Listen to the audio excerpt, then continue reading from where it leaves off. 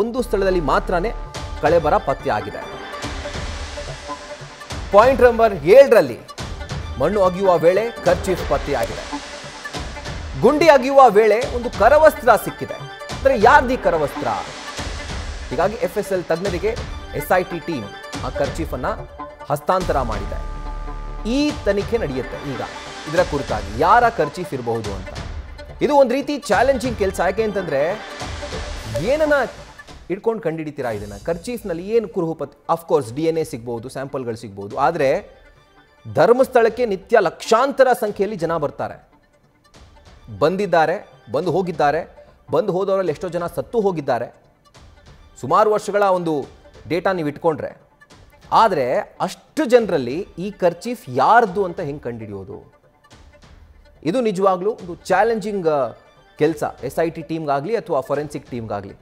ಒಂದು ಕರ್ಚೀಫ್ ಸಿಕ್ಕಿದೆ, ಅಕಸ್ಮಾತ್ ಆ ಕರ್ಚೀಫ್ ಜೊತೆಗೆ ಯಾವುದಾದ್ರೂ ID ಪ್ರೂಫ್ ಇರುವಂಥ ಒಂದು ಕಾರ್ಡ್ ಸಿಕ್ಕಿದ್ರೆ, ಆಧಾರ್ ಕಾರ್ಡು ಅಥವಾ DL ರೇಷನ್ ಕಾರ್ಡ್ ಅಥವಾ ಯಾವುದೋ ಒಂದು ಅಡ್ರೆಸ್ಗೆ ಸಂಬಂಧಪಟ್ಟಂಥ ಒಂದು ಕುರುಹು ಪತ್ತೆ ಆಗಿದ್ದರೆ ಆಗ ಇದು ಹೆಚ್ಚಿನ ಒಂದು ಇಂಟ್ರೆಸ್ಟನ್ನು ಪಡ್ಕೊಂಡಿರೋದು. ಆದರೆ ಈಗ ಈ ಒಂದು ಕರ್ಚೀಫ್ ಯಾರದ್ದು ಅನ್ನುವಂಥ ಪತ್ತೆ ಹಂಚುವಂಥ ಕೆಲಸ ಇದೆಯಲ್ಲ, ಅದು ನಿಜವಾಗ್ಲೂ SIT ಟೀಮ್ಗೆ ದೊಡ್ಡ ಚಾಲೆಂಜ್.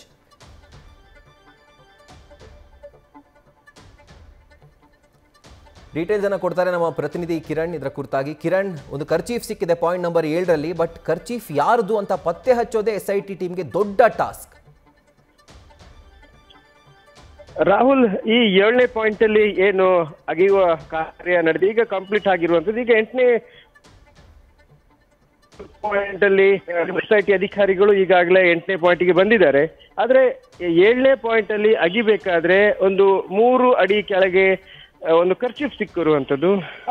ಅದನ್ನ ಯಾಕಂದ್ರೆ ಆ ಸಂದರ್ಭದಲ್ಲಿ ಏನೆಲ್ಲ ಸಿಗುತ್ತೆ ಅದನ್ನ ತುಂಬಾ ಸೂಕ್ಷ್ಮವಾಗಿ SIT ಅಧಿಕಾರಿಗಳು ಹಾಗೇನೆ FSL ಅಧಿಕಾರಿಗಳು ಅದನ್ನ ನೋಡ್ತಾರೆ. ಅದನ್ನ ಏನಾದ್ರು ಯಾವ್ದಾದ್ರು ಏನ್ ಸಿಗ್ತದೆ ಅದೇ ಸಾಂದರ್ಭಿಕ ಸಾಕ್ಷಿಯೂ ಆಗ್ಬೋದು ಅದರಲ್ಲಿ. ಈ ಹಿನ್ನೆಲೆಯಲ್ಲಿ ಅದನ್ನು ತೆಗೆದಿಡ್ತಾರೆ. ಈ ಒಂದು ಕರ್ಚೀಫ್ ಯಾರ್ದೋ ಆಗಿರಬಹುದು ಅಥವಾ ಈ ನದಿ ಏನಿದೆ ಇತ್ತೀಚಿನ ವರ್ಷಗಳಲ್ಲಿ ಘಟ್ಟ ಪ್ರದೇಶದಲ್ಲಿ ಹೆಚ್ಚಿನ ಮಳೆ ಆದಾಗ ಭಾರಿ ಪ್ರಮಾಣದ ನೀರು ಹರಿದು ಬರುತ್ತೆ. ಮತ್ತೆ ಅದರ ಪಕ್ಕದಲ್ಲಿಯೇ ನಿಮ್ಗೆ ಸ್ನಾನಘಟ್ಟ ಇದೆ. ಅಲ್ಲಿ ಬರುವಂತಹ ಭಕ್ತಾದಿಗಳು ತಮ್ಮ ವಸ್ತುಗಳನ್ನ ಬಿಸಾಡಿ ಹೋಗುವಂತ ಹಲವಾರು ಸಂದರ್ಭಗಳಿದಾವೆ. ಏನಾದ್ರೂ ಬಂದು ಅಲ್ಲಿ ಬಿದ್ದಿರುವಾಗ ಅದರ ನಂತರ ನೆರೆ ನೀರು ಈ ಕಡೆ ಬಂದು ಅದ್ರ ಮೇಲೆ ಮಣ್ಣು ಕೂತು ಅದು 3 ಫೀಟಲ್ಲಿ ಇದು ಆಗಿರಬಹುದು. ಅದು ಒಂದು ಆ ತರಹದ ಇದು ಕೂಡ ಇದೆ, ವಾದ ಕೂಡ ಇದೆ. ಈ ಹಿನ್ನೆಲೆಯಲ್ಲಿ ಅದನ್ನು ತಗೊಂಡಿದ್ದಾರೆ. ಮುಂದೆ ಯಾವ ರೀತಿ ಅದು ಡೆವಲಪ್ಮೆಂಟ್ ಆಗುತ್ತೆ ನೋಡ್ಬೇಕು. SIT ಅಧಿಕಾರಿಗಳು ಸದ್ಯ ಅದನ್ನ ತೆಗೆದು FSL ಅವರ ಕೈಗೆ ಕೊಟ್ಟಿದ್ದಾರೆ. ಅದನ್ನ FSL ಅವರು ಅದನ್ನ ಜಾಗರೂಕತೆಯಿಂದ ಇಟ್ಕೊಂಡಿದ್ದಾರೆ. ಮುಂಬರುವ ದಿನಗಳೇ ಅದಕ್ಕೇನಾದ್ರೂ ಇದಾಗುತ್ತಾ ನೋಡ್ಬೇಕು. ಯಾವ ರೀತಿಯ ತನಿಖೆ ಅದರಿಂದ ಸಾಗುತ್ತೆ ಅನ್ನೋದು ನೋಡ್ಬೇಕು. ರೈಟ್ ಕಿರಣ್, ಈಗ ಮತ್ತೊಂದು ಪ್ರಶ್ನೆ ಏನು ಅಂತಂದ್ರೆ, ಆಗ್ಲೇ ನೀವು ಕೂಡ ಮೆನ್ಷನ್ ಮಾಡ್ತಾ ಇದ್ರಿ, ನೆರೆ ಸಂದರ್ಭದಲ್ಲಿ ನೆರೆ ಕೂಡ ಉಂಟಾಗಿದೆ ಆ ಪ್ರದೇಶದಲ್ಲಿ. ಜೊತೆಗೆ ಎಷ್ಟೋ ಜನ ಸ್ನಾನಘಟ್ಟಕ್ಕೆ ಬಂದಂತಹ ಸಂದರ್ಭದಲ್ಲಿ ವಸ್ತ್ರಗಳನ್ನ ಬಿಡ್ತಾರೆ. ಅದು ಒಂದು ನಂಬಿಕೆ ಇದೆ ಜನರಿಗೆ. ಬಟ್ ಬಿಟ್ಟಂಥ ಒಂದು ವಸ್ತ್ರ ಏನಿದೆ ಅದು ಬಹುಶಃ ಅಲ್ಲಿ ಬಂದಿರಬಹುದಲ್ಲ. ಸೊ ಇದೇ ಪ್ರಕರಣದ ದಿಕ್ಕಿನಲ್ಲೇ ಸಾಕ್ತಾ ಇದನ್ನ ಹೂತಿಟ್ಟಿದ್ದಾರೆ ಅನ್ನುವಂಥ ಪಾಯಿಂಟ್ ಅನ್ನ ಪ್ರೂವ್ ಮಾಡೋದು ಕಷ್ಟ ಆಗುತ್ತಲ್ವಾ ಕಿರಣ್? ಖಂಡಿತ. ಯಾಕಂತ ಹೇಳಿದ್ರೆ ಈಗ ದೂರುದಾರ ಏನಿದ್ದಾನೆ ಆತ ತನ್ನ ಹೇಳಿಕೆಯಲ್ಲಿ ಹೇಳಿಕೆ ಮತ್ತೆ ಪತ್ರದಲ್ಲಿ ತಾನು 100 ಕಡೆ ಶವಗಳನ್ನ ಹೂತಿದ್ದೇನೆ ಅಂತ ಹೇಳಿದ್ದ. ಆ ಹಿನ್ನೆಲೆಯಲ್ಲಿ ಈಗ 13 ಸ್ಥಳಗಳನ್ನು ತೋರಿಸಿದ್ದಾನೆ. ಅದರಲ್ಲಿ ಈ 0.7 ಕೂಡ ಹೌದು. ಆ ಹಿನ್ನೆಲೆಯಲ್ಲಿ ಈಗ ಅಲ್ಲಿ ಅಗದಾಗ ಏನೆಲ್ಲ ಸಿಗುತ್ತೆ ಅದು ಒಂದು ಪ್ರೂಫಿಗಂತ ಇಟ್ಕೊಂಡಿರ್ತಾರೆ. ಒಂದು ವೇಳೆ ಅಲ್ಲಿ ಏನು ಸಿಗ್ಲಿಲ್ಲ ಆದ್ರೂ ಕೂಡ ಅಲ್ಲಿಂದ ಆ ಅಸ್ಥಿಪಂಜರ ಆಗ್ಬೋದು ಅಥವಾ ಬಳೆಯುಳಿಕೆ ಬೇರೆ ಕಡೆ ಶಿಫ್ಟ್ ಆಗಿರ್ಬೋದು ಅಥವಾ ಈ ನೀರಿನ ಸೆಳೆತಕ್ಕೆ ಎಲ್ಲಾದ್ರೂ ಹೋಗಿರ್ಬೋದು. ಅದು ಕೂಡ ಒಂದು ಸಂದರ್ಭ ಇರುತ್ತೆ. ಅದು ಒಂದು ವಾದ.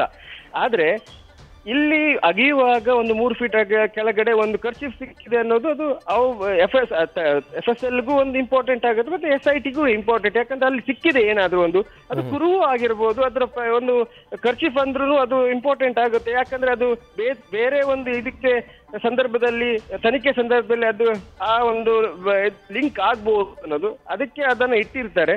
ಸಿಕ್ಕಿದೆ. ಅದರ ನಂತರ SIT ಅಧಿಕಾರಿಗಳು ಅದನ್ನು FSL ತಂಡಕ್ಕೆ ಕೊಟ್ಟಿದ್ದಾರೆ. Rahul. Right Kiran, thank you ಡೀಟೇಲ್ಸ್ಗೆ. ನ್ಯೂಸ್ ಫಸ್ಟ್, ನಿರ್ಭೀತಿಯಿಂದ ನಿಮ್ಮ ಪರವಾಗಿ.